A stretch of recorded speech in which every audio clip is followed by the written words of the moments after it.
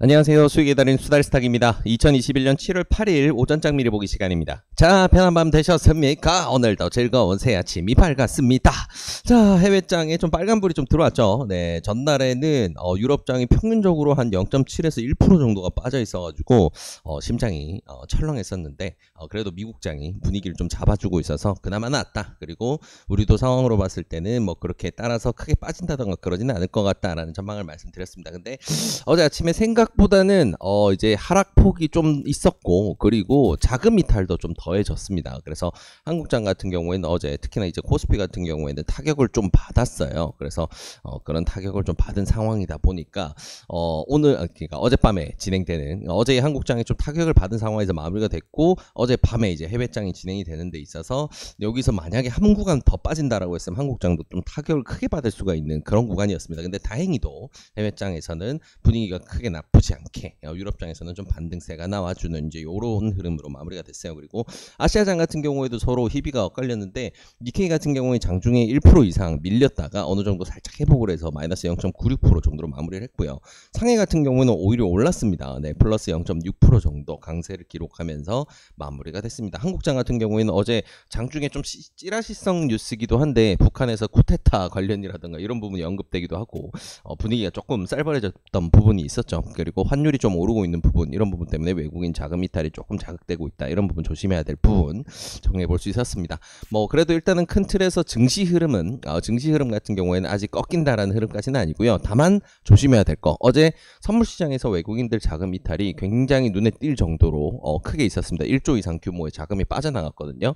이런 부분들은 우리가 좀 조심해야 될 포인트로 짚어야 되는 게 분명한 사실이니까 지금은 이제 상승 구간을 우리가 가정하고 대응을 하고 있지만 그래도 어느 정도 현금 비중은 조금 챙겨두고 대응하시는 게 좋다. 지금은 현금 비중을 다시 조금은 만들기 시작하자, 요렇게 생각하시면 좋을 것 같습니다. 네, 시장 상황은 이렇게 정리가 되고요.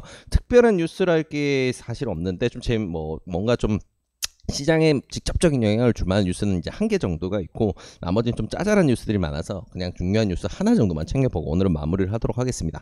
자, 어제 이제 그 6월 달에 진행됐던 미국의 FOMC의 의사록이 어제 공개가 됐습니다. 그래서 이제 의사록 같은 경우는 이제 FOMC가 진행되고 나면 3주 뒤에 공개가 되는데 어제가 그날이었고요. 그래서 의사록, 이제 얘들이 FOMC 회의할 때 무슨 얘기했는지 이런 상세한 내용들 이제 열어서 보니까 어느 정도 이제 테이퍼링과 관련된 이야기를 시작했는데 거의 뭐 쉽게 얘기하자면 좀 운을 뗀 수준이다. 이제 말을 이제 막 시작한 수준이다. 그래서 지금 당장 테이퍼링이 가까이 있지 않다라는 걸 투자자들이 다시 한번 좀 확인할 수 있는 그런 내용이었습니다. 그러다 보니까 아무래도 시장은 좀 더 안도를 하게 되는 경향이 있었죠. 그래서 미국장, 유럽장 모두 다 좋은 흐름을 만들어냈다라고 우리가 좀 볼 수가 있을 것 같은데 그래서 뭐 아직까지 인내심을 가지고 지켜봐야 된다라는 게 선행이 됐기 때문에 증시에 지금 이번 달 말까지 가는 구간에 있어서는 뭐 크게 이제 이 테이퍼링과 금리 인상 부분이 크게 작용하지는 않을 것 같다라는 거 우리가 참고할 수 있는 부분입니다. 한국